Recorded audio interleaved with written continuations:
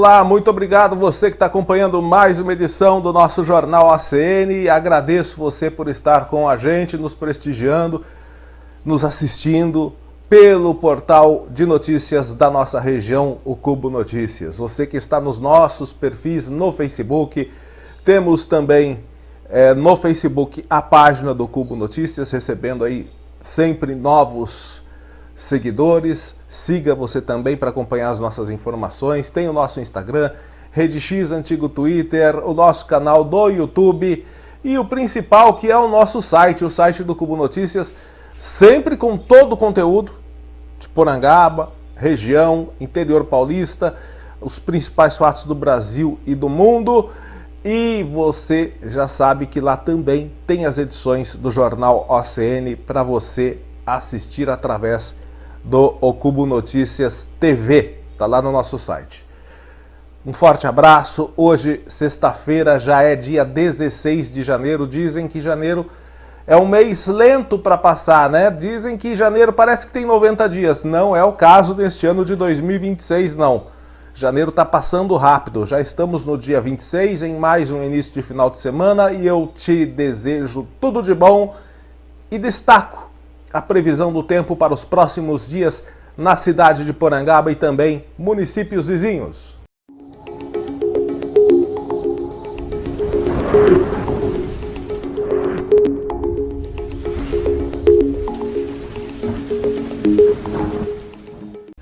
Pois bem, pessoal, muito calor, ainda temperatura abafada.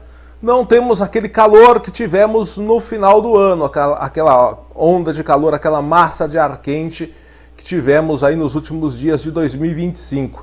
Mas 2026 começa com calor, tempo abafado, algumas pancadas de chuva, às vezes é para chover, mas não chove, às vezes não é para chover e chove e vem chuva forte, e tem possibilidade, inclusive, de chuva forte para os próximos dias, conforme você vê aí na tela.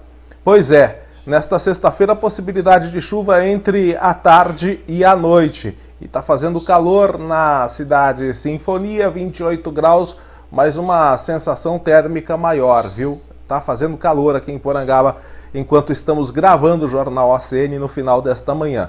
E amanhã, sábado, mesma coisa. Teremos temperatura que dizem que vai ficar nos 28 graus de máxima, mas a sensação térmica vai ser maior porque teremos muita nebulosidade, teremos tempo úmido, possibilidade de pancadas fortes de chuva entre a tarde e a noite, inclusive com possibilidade de vento forte e raios. Um volume esperado aí de 5 milímetros, deve ter pancadas rápidas que podem ser fortes. Pancadas rápidas e isoladas aqui em Porangaba, com possibilidade de chuva também à noite, tá?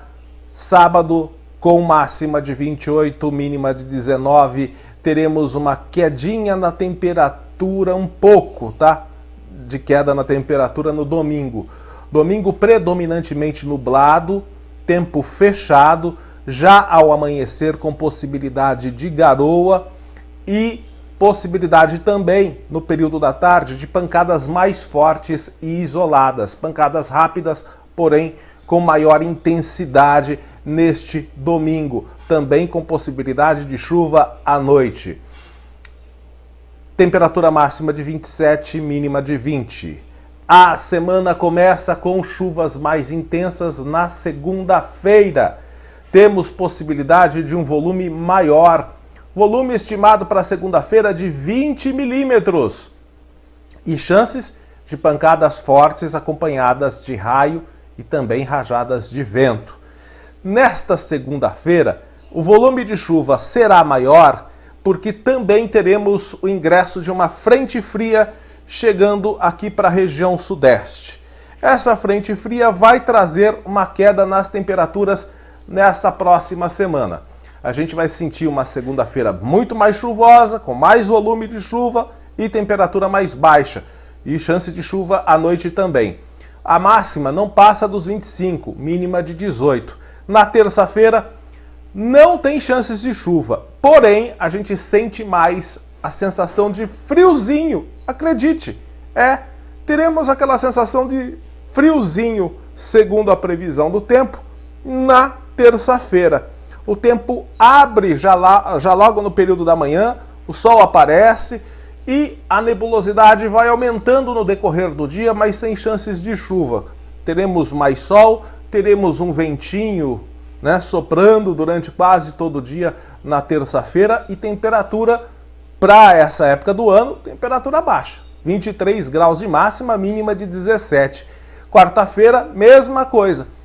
Tempo que começa com o sol, né, escancarado na quarta-feira, o sol aparecendo no período da manhã, a nebulosidade vai aumentando no decorrer do dia, principalmente ali do final da manhã até o meio da tarde, mas o sol deve ter uma certa predominância, mesmo com alguns períodos de céu nublado, a temperatura vai ficar baixa também, tá? Baixa para a época do ano, eu digo, 23 graus de máxima, mínima de 16. E é a mesma coisa na quinta-feira também, onde o sol também aparece no período da manhã, a nebulosidade aumenta no decorrer do dia, tem até períodos de céu nublado, ventinho mais leve soprando, mas a temperatura não vai subir muito. Dá uma leve subidinha porque a partir de quinta-feira essa frente fria começa a se afastar, mas mesmo assim uma temperatura que não chega a ser altíssima.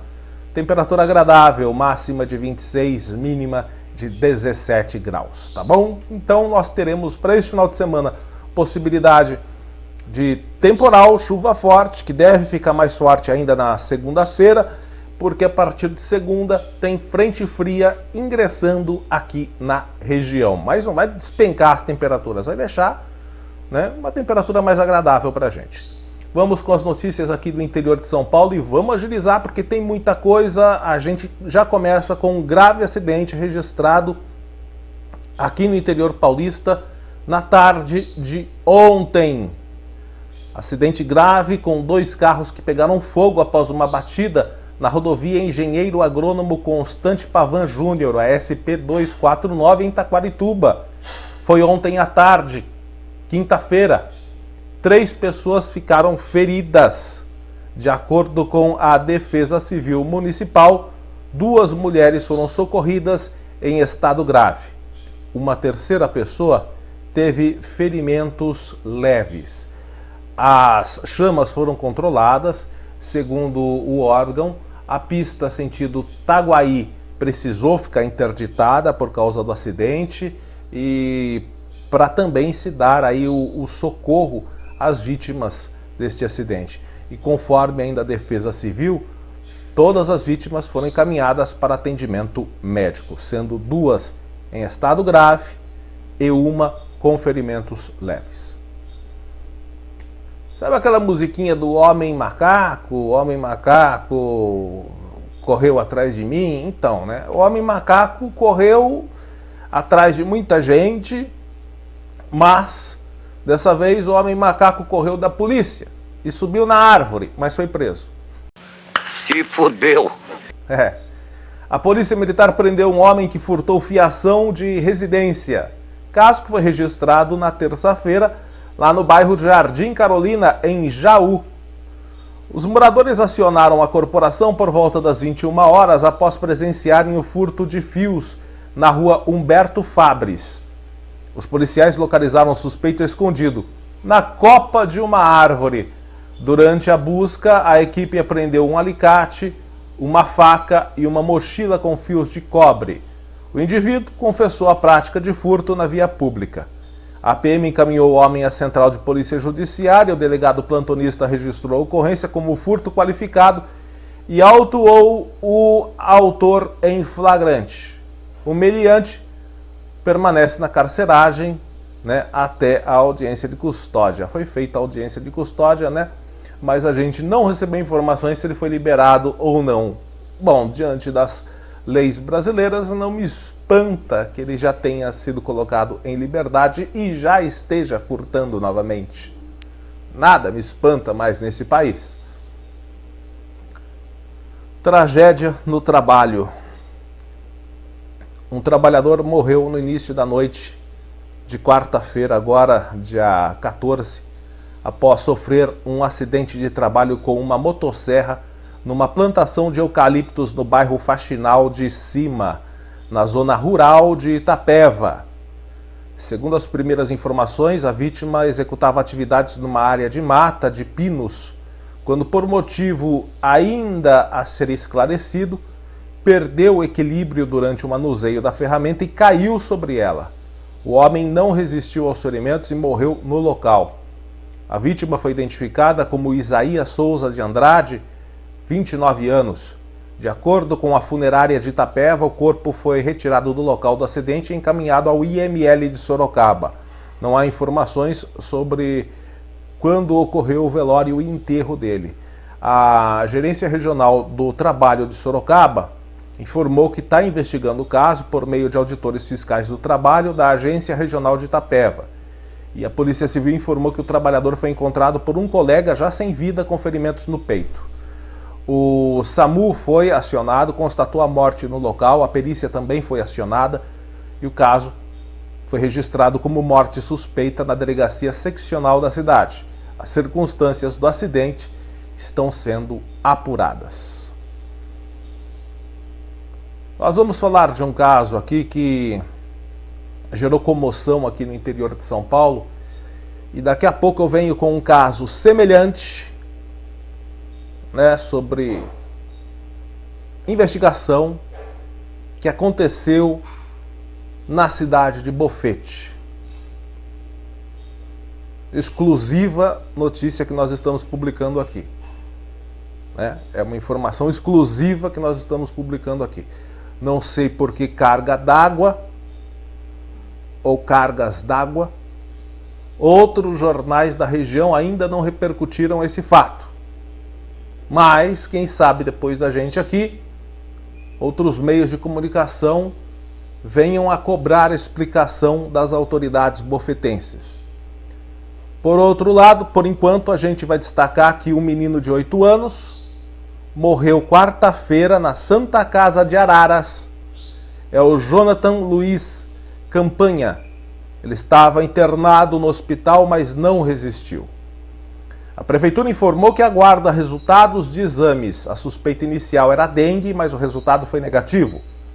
Amostras de sangue foram enviadas a Rio Claro para apurar outras doenças. Um caso que está acontecendo muito, gente, aqui no interior de São Paulo é a tal da febre maculosa, que é a doença ocasionada pelo carrapato estrela. Está tendo muita incidência disso. Enfim, o exame está sendo feito lá em Rio Claro, os resultados devem chegar na semana que vem e a morte gerou muita comoção. O corpo do menino foi enterrado na tarde de ontem no cemitério municipal de Araras. A reportagem do G1 tentou contato com o hospital, mas não teve retorno até a última atualização da reportagem. Jonathan vivia no bairro Vila Dona Rosa Zurita. O G1 não conseguiu contato com a família dele. A morte gerou comoção entre os moradores e amigos da família. Durante a internação, parentes pediram orações pelo garoto nas redes sociais. Só quem perde um filho, independente da idade, sabe o que esses pais devem estar sentindo. A única coisa que eu posso pedir a Deus é que segure as mãos de vocês nesse pior momento das suas vidas, postou a internauta Janaína Mesquita, identificada como amiga da família. Um anjo que retorna para a sua verdadeira morada. Esse, com toda certeza, está com Deus. Não é fácil para uma mãe. E só Deus nesse momento para dar consolo, paz e o que a família necessitar, escreveu Agi Faria. Então a morte está sendo apurada até o momento. O hospital de Araras não tem um diagnóstico e os exames estão sendo feitos em Rio Claro para apurar as circunstâncias da morte dessa criança. Bom, gente, vamos destacar aqui um problema que a gente já falou algumas vezes aqui no jornal ACN. Água suja na cidade de Torre de Pedras. Outra vez? Tá aí as imagens. imagens de um morador que registrou aí. Ele foi tentar lavar a roupa dele e o tanquinho ficou cheio de barro, né? Porque isso daí não dá para se chamar de água, isso aí é barro. Então você imagina você colocar uma roupa aí, vai ficar mais suja do que... Se ele tentar lavar, vai sair mais suja do que agora, como está a roupa, né? Antes de lavar. Já não é a primeira vez, vários moradores receberam água com sujeira ontem nas torneiras de suas casas e comércios em Torre de Pedra. O morador disse que tentou contato com a Sabesp, mas não conseguiu. E tá assim agora. A água teve, né, no final do ano passado, um reajuste. Privatizaram, prometeram que não ia ter reajuste, que ia ficar até mais barata a água. Não. O preço subiu e a qualidade caiu. O que pode ter ocorrido para essa sujeira na água? Bom, chuva forte pode ter contribuído, mas no caso aí o sistema de tratamento teria que ter dado conta, ou alguma manutenção que foi feita e daí abriu o cano e desceu terra, né, para dentro da tubulação que foi liberada nas torneiras dos moradores. Mas, de todo caso, não é a primeira vez que este problema acontece. Então a gente solicita atenção, dedicação e mais qualidade nos serviços prestados pela Sabesp em Torre de Pedra, porque tá feia a coisa aí, vira e mexe. Moradores estão recebendo essa sujeira que não dá para chamar de água em suas torneiras, em suas máquinas de lavar, enfim. Então acorde, Sabesp de Torre de Pedra, acorde. Os moradores precisam beber água e não comer barro. Ok? Acidente que aconteceu aqui na Castelo Branco, pertinho da gente, no município de Bofete. Colisão feia. As imagens aí entre um ônibus e um caminhão-baú ontem à noite e que provocou a interdição parcial da Castelo Branco. Acidente que aconteceu por volta das 11h30 da noite no trecho de Bofete. Segundo a Artesp, envolveu um ônibus com 34 passageiros que trafegava na pista capital interior. No quilômetro 179, o condutor do ônibus teria perdido o controle da direção e bateu na traseira de um caminhão-baú Volkswagen 24.250. Com o impacto, os veículos pararam na pista, provocando interdição parcial. A parte frontal e a cabine do motorista do ônibus ficou completamente destruída. A parte da carga que estava no caminhão acabou espalhada pela pista também. E no ônibus estavam 34 pessoas, no caminhão apenas o condutor, com todos os envolvidos saindo ilesos. Milagrosamente, né? Deixa eu só arrumar aqui o microfone, mas milagrosamente, até o motorista do ônibus saiu ileso. E olha, pelas imagens, né, a gente olha assim, parece que teve vítima fatal, mas graças a Deus não teve. Aconteceu ontem à noite, às 11h30, na Castelo Branco, ônibus batendo na traseira de um caminhão em Bofete. Bom, e por falar em Bofete, agora sim a gente vai falar daquele assunto que eu toquei agora há pouco, lá na cidade de Bofete.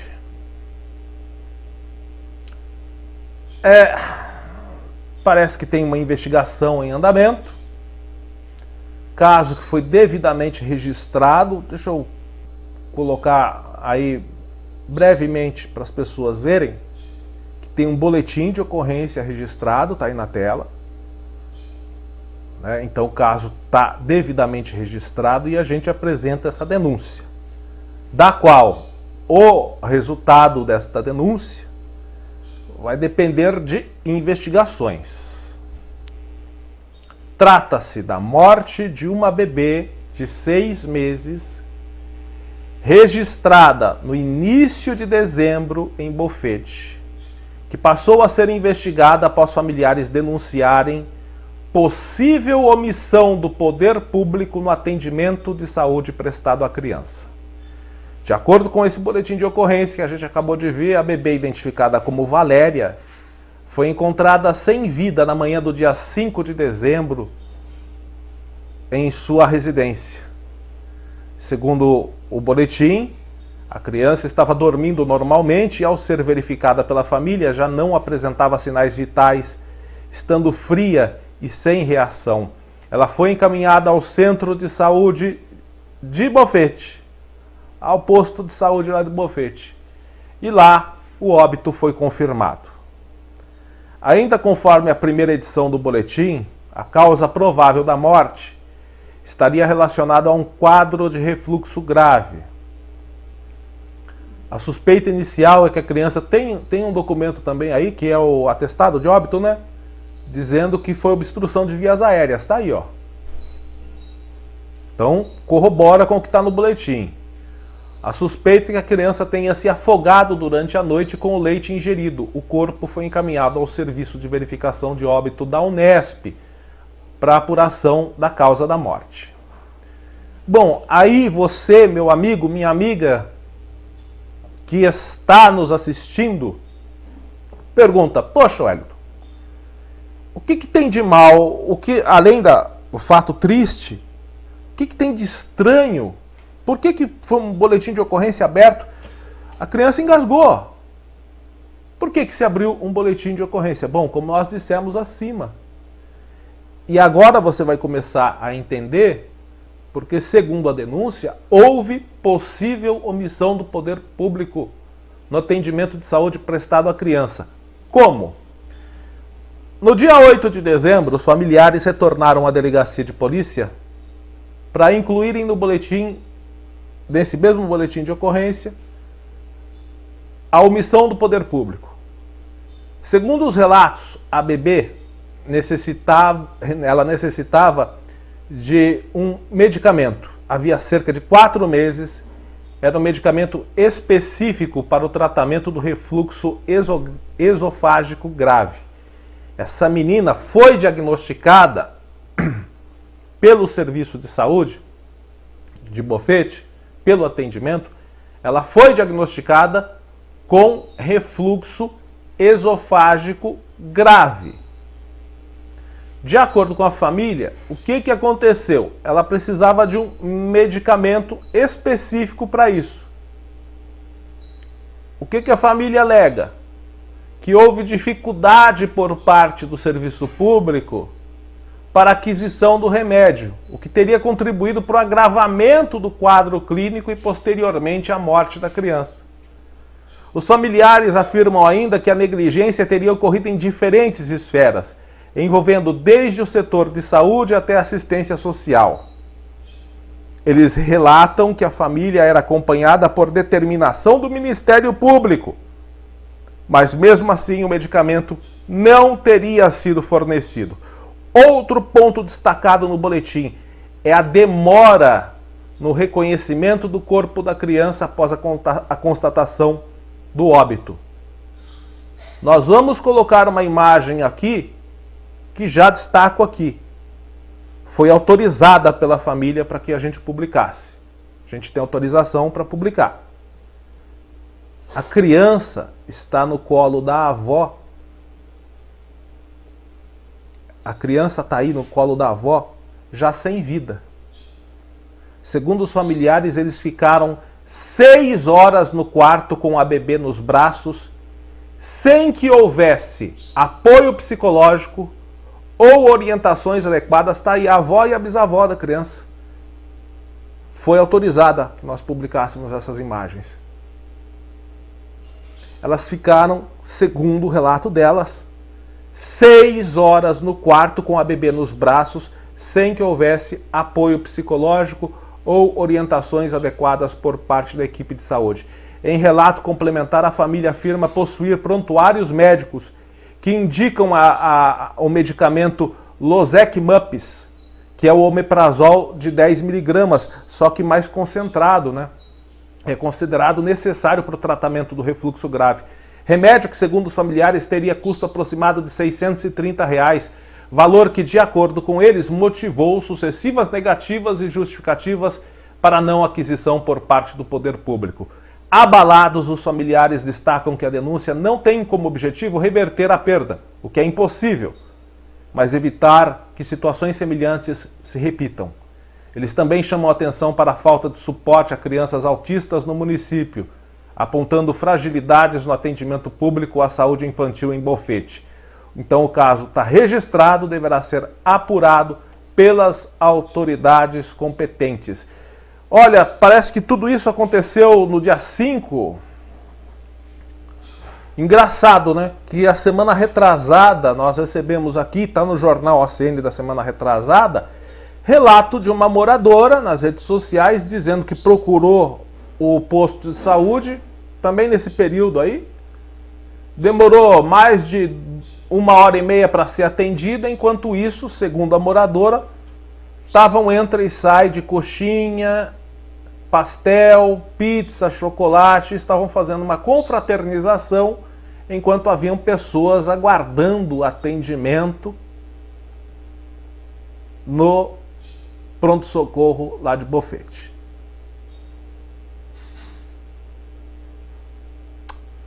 Olha, gente, agora eu vou comentar aqui, porque é assim. Vocês devem ter reparado que há um bom tempo, nos últimos 1 ano e meio por aí, eu estou tentando ser mais ponderado, entender melhor a situação, analisar melhor os fatos, né? Eu entendo que erros ocorrem, fatalidades acontecem, mas é assim, nesse caso em específico, eu mesmo tentando ponderar o máximo possível, não consegui encontrar algo que eu pudesse falar aqui para tentar defender ou tentar ponderar no atendimento desta criança. Porque a criança precisava de um medicamento, já estava identificado, já se sabia que ela tinha refluxo esográfico. Qual é o nome da doença? Refluxo do esôfago grave, né? Refluxo grave. Já se sabia disso, já se sabia qual era o medicamento, já havia sido feito o pedido do medicamento, porque a família não tem condições de comprar, não tinha possibilidade de comprar esse medicamento. Mas aí eu fico pensando, como que um órgão público que a gente vê nos jornais da região, em quase todos os jornais da região, a gente vê evento disso, festa daquilo, evento daquilo, evento disso, show para isso, show para... Teve show de final de ano, teve um jornal aí. Quero ver se o senhor do jornal regional, que elogiou as festas de fim de ano, meteu o pau na festa de fim de ano de todas as cidades. Mas lá de Bofete, né, pela proximidade, assim, talvez, não sei, né, comeu bastante pastel, bebeu bastante chopp, né? Ele elogiou a festa de fim de ano de Bofete, falou maravilhas a festa de fim de ano de Bofete. Acredito que tenha sido uma festa muito bonita, mas eu quero ver se o jornal em questão vai repercutir esse fato, né? Porque não me entra na cabeça, quando uma administração investe em festividades, em contratação de palcos e estruturas, paga aí 40, 35, 40 mil numa estrutura para festa, ou às vezes até mais, paga aí shows, eventos, final do ano retrasado, né? caminhão de chopp, pastel, churrasco para distribuir para a população. Se achou dinheiro para isso. Não estou dizendo que veio do poder público, pode ter vindo da iniciativa privada, mas se achou dinheiro para isso. E não se acha R$630 para um medicamento de uma criança?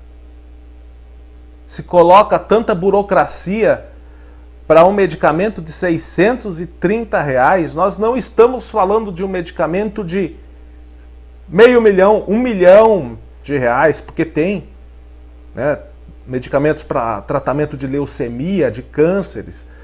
Existem medicamentos acima de R$1 milhão. Não estamos falando de um medicamento de R$500 mil, de 100 mil, de 10 mil, nem R$1.000, é R$630. E não se achou dinheiro para adquirir esse medicamento, para fazer o tratamento dessa criança. Aí não me entra na cabeça. Foi feito festa de fim de ano? Foi. Tinha que fazer? Não sei se tinha, mas fez. Legal, bacana. As pessoas merecem uma confraternização de fim de ano.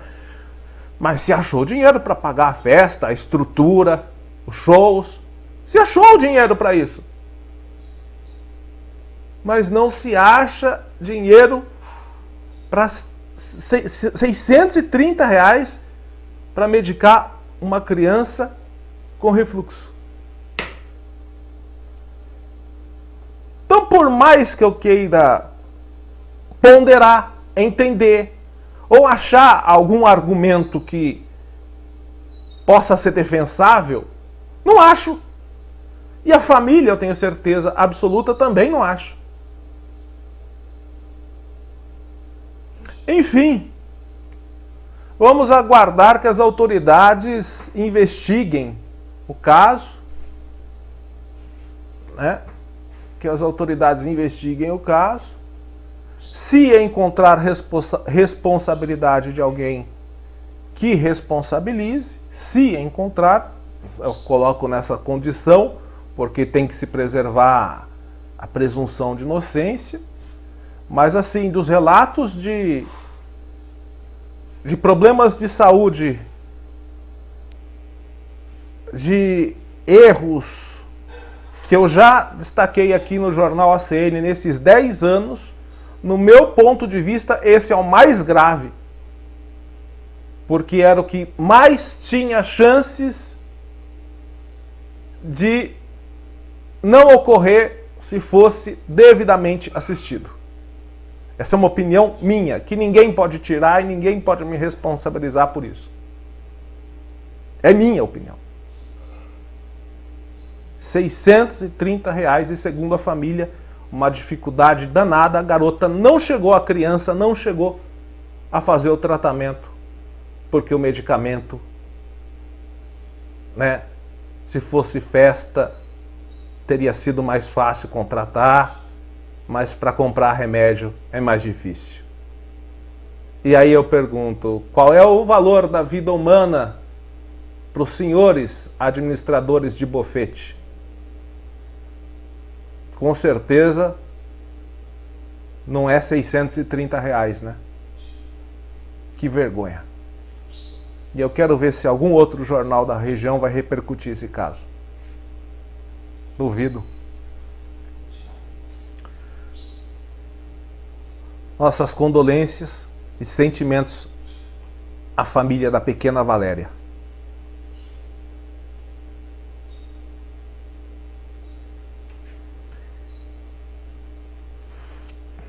Tem que segurar, né, para não...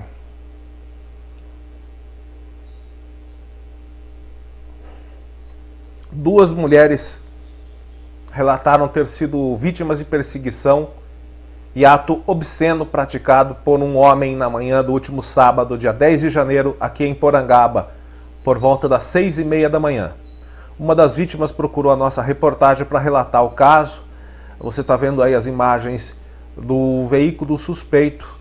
Segundo o depoimento que a moradora deu para a gente, ela e uma amiga estavam fazendo caminhada pela rua Prefeito Domingos Diniz Vaz, sentido Estrada Municipal Vereador Guilherme Wagner, no bairro dos Polis, próximo a um frigorífico. As duas avistaram um veículo Volkswagen Gol parado com o capô aberto e um homem ao lado do automóvel. Ainda de acordo com o relato, ao perceber a aproximação das mulheres, o homem passou a mexer no motor do carro. No momento em que elas passaram pelo local, o suspeito teria tirado as calças e tentado correr em direção às vítimas, que conseguiram fugir e se afastar em segurança. Após o ocorrido, a mulher informou ter entrado em contato com a empresa onde tem ali pessoas que ela conhece, que trabalham, né? Uma empresa que fica ali próxima. Ela teria contatos ali e verificou imagens de câmeras de monitoramento. As gravações confirmaram a passagem do veículo com as características descritas pela vítima no local. No mesmo horário, no mesmo local. E o mesmo veículo. Nós perguntamos para essa moradora se ela tinha feito o boletim de ocorrência. Ela disse que não. Então nós orientamos ela para que ela faça o boletim de ocorrência para possibilitar que a polícia investigue o caso. E esse trajeto aí que nós falamos, né, da rua Prefeito Domingos Diniz Vaz até a estrada Vereador Guilherme Wagner, que vai ali pelo bairro dos Polis, esse trajeto aí é frequentemente utilizado por mulheres que se deslocam a pé para o trabalho em empresas que estão instaladas ali na região. Então isso reforça a preocupação com a segurança local e a gente aqui, de maneira informal, solicita para que a Polícia Militar faça ali algum trabalho de ronda, de inspeção nessa estrada, principalmente nesse horário começo da manhã e final da tarde, onde tem muitas mulheres que saem dessas empresas saem e vão trabalhar nessas empresas, retornam para suas casas, vão até as empresas no período da manhã, retornam à tarde. Então a gente solicita também, informalmente aqui, um apoio da Polícia Militar num patrulhamento por essas redondezas.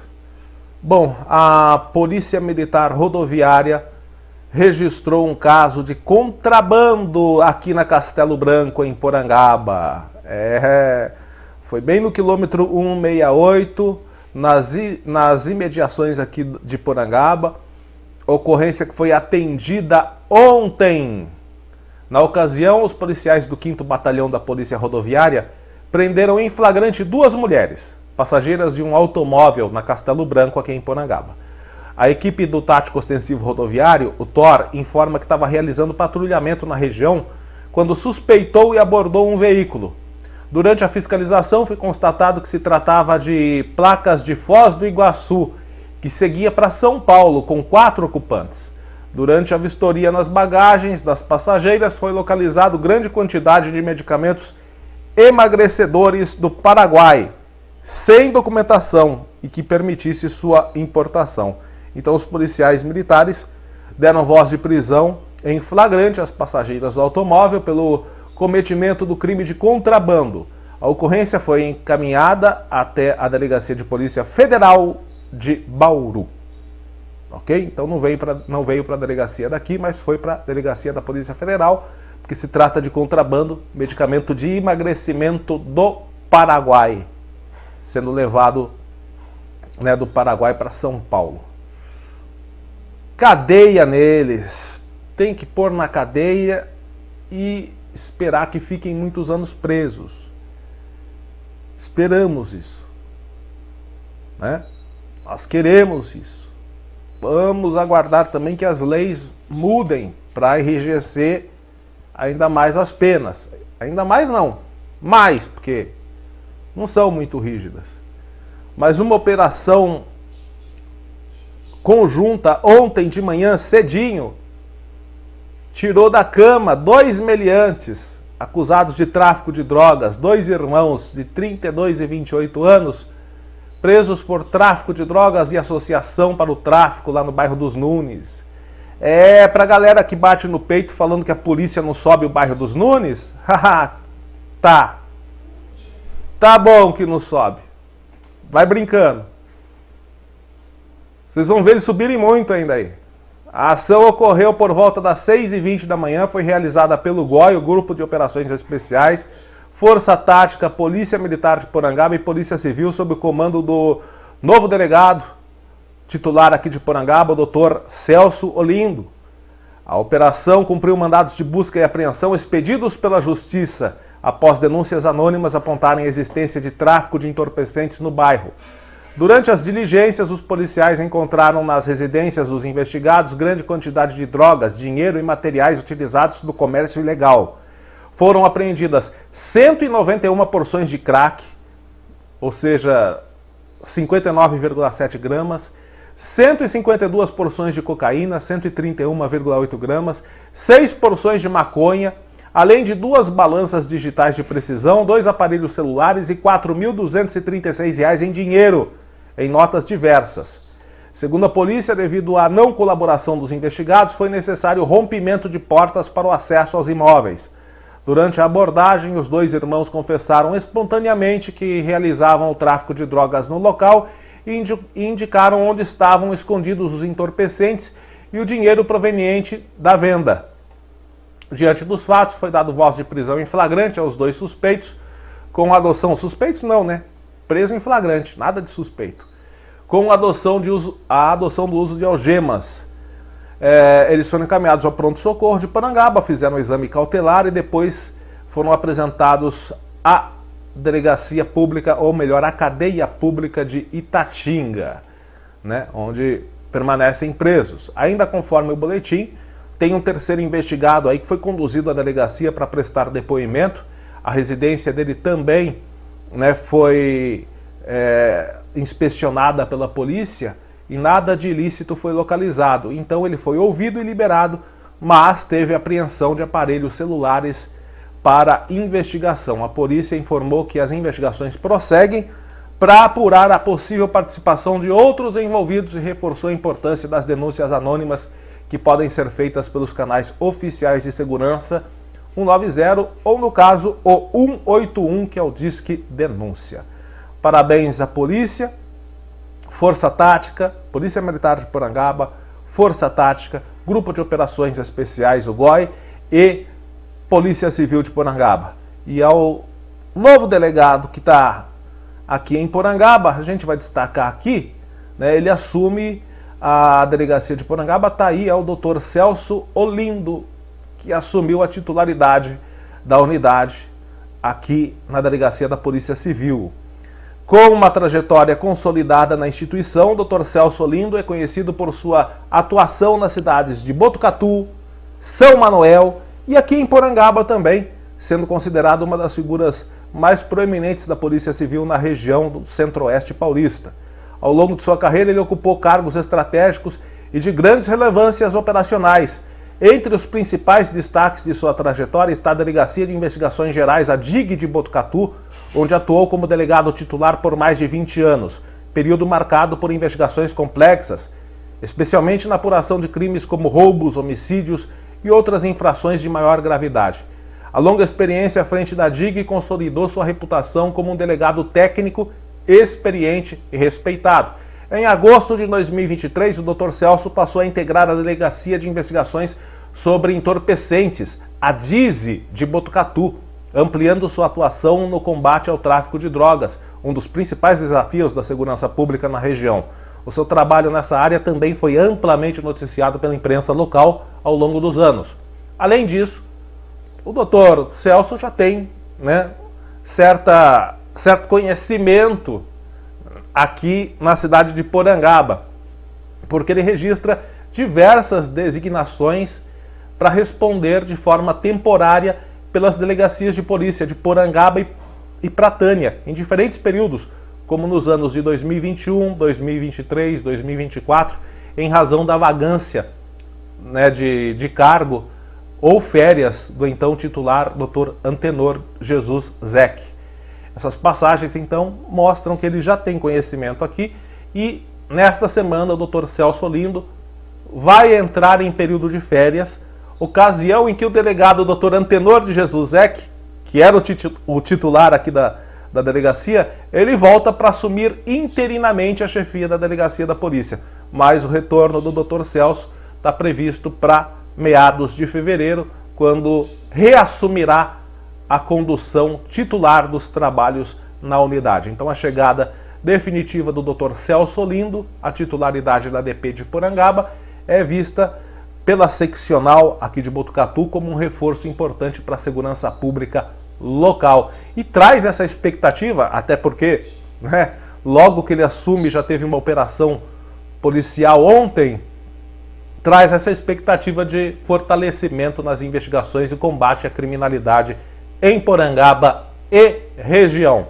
Desejo aí toda a sorte do mundo ao Dr. Celso Olindo, também ao Dr. Antenor, que vai continuar como titular lá na delegacia de Itatinga, eu acho que de Pratânia também. Pratânia ou Areiópolis é um desses dois municípios. Desejo muita sorte a eles neste ano de 2026. Bom, gente, para finalizar, este ano começou com um avanço na área de segurança escolar aqui em Porangaba. Notícia boa a gente tem que dar também, né? Porque quando se trata de alunos, se trata de crianças, né, qualquer descuido pode ser motivo para um ocorrido grave, uma ocorrência grave. Mas aqui em Porangaba, a rede municipal iniciou no dia 14 de janeiro um treinamento de reciclagem em primeiros socorros destinado aos profissionais da educação, em cumprimento à Lei Lucas, que é a Lei 13.722/2018. A capacitação está sendo realizada em etapas, com o primeiro grupo de funcionários já atendido e seguirá ao longo do mês para contemplar todos os profissionais da rede de ensino. O treinamento é ministrado pelo Corpo de Bombeiros, referência na área, e tem como objetivo preparar adultos para agir de forma rápida e correta em situações de emergência, especialmente em casos de asfixia por engasgo, que é uma ocorrência muito comum na infância que pode resultar em consequências graves se não houver atendimento imediato. A iniciativa reforça o compromisso da administração municipal com a proteção, vida e o bem-estar de crianças e adolescentes, garantindo que o ambiente escolar esteja preparado para responder situações de risco até a chegada do atendimento especializado. A Lei Lucas foi sancionada em 2018, tornou obrigatório o treinamento em primeiros socorros para professores e funcionários de instituições de ensinos públicas e também privadas, justamente para ampliar a segurança nas escolas e evitar fatalidades. A legislação é considerada um marco na proteção infantil ao transformar as unidades educacionais em espaços mais seguros, conscientes e capacitados para salvar vidas. Com essas ações, a educação inicia 2026 investindo não apenas no ensino, mas também na prevenção, no cuidado e na segurança da comunidade escolar. Então, notícia boa a gente também tem que dar aqui no Jornal OCN. Aliás, a gente preferia estar sempre dando notícia boa aqui no Jornal OCN. Bom, é isso, gente. Vamos ficando por aqui. Desejo a você um excelente final de semana, um forte abraço e até a próxima.